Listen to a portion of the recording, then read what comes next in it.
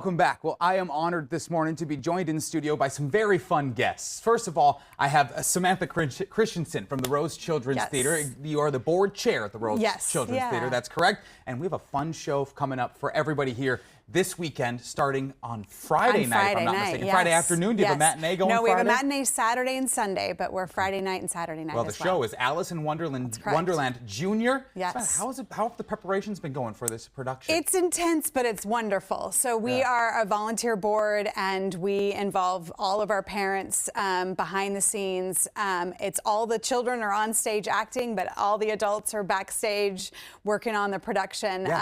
It takes us about 8 weeks to get to our performances. So there's a lot of hard work goes behind it. So if my math's correct, we're probably about 7 weeks into preparations we're at this about point? 7-8 weeks, with 2 weeks of performance. The finish line's coming right up. We start this Friday. Are you guys ready to go?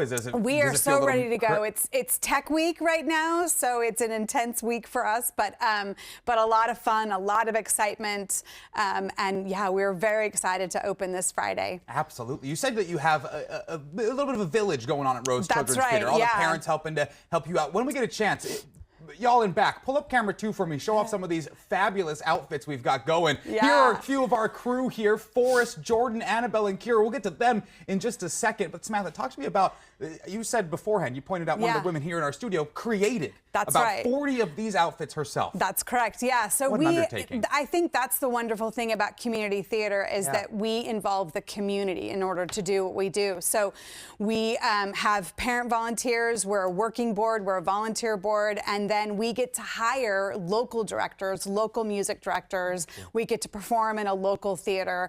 So community theater really does involve the community, which is one of the wonderful things. And we're almost 50 years in at Rose Children's Theater. So it's amazing. That is awesome. Yeah. Now, I'll get to the kids now because I just want to say, just a few weeks ago, I had a guest here in studio who was a local Eugene theater kid who was starring in Hamilton not long ago. So kids, hey, shoot for the stars. You have this group of support here. Let's start down the line. Forrest, you're actually a recurring guest here on NBC 16 today. You might be the youngest recurring guest in the history of Eugene local news television. Don't check me on that. I have no idea if that's true, but we'll roll with it anyway. Forrest, I have some context clues, but who are you dressing up as? What role are you taking on for this week? As a Hatter of fact, I'm playing the Mad Hatter for this RCT's Alice in Wonderland Jr. production. Fabulous. Now you can see why Forrest is a recurring guest. The comedy is right in my wheelhouse, so he gets to just anytime. The open door policy for you as well. Jordan, directly to your left, is also in the show. Who are you?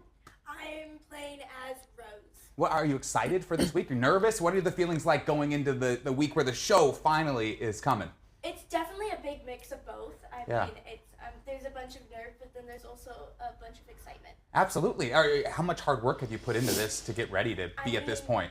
We go in a lot of almost every day for 2 hours. Absolutely. Now, one of my favorite characters from the Alice in Wonderland series is standing directly to your left. That's Annabelle, who's dressing up as? I'm the White Rabbit in Alice in Wonderland Jr. Have you done a play like this before? I've not done an Rose Children's Theater play before, but I have done 2 shows with Joe Zingo and Jim Roberts. No kidding. You're way more experienced than me already. You got your work going. How excited are you to finally be back on stage once again?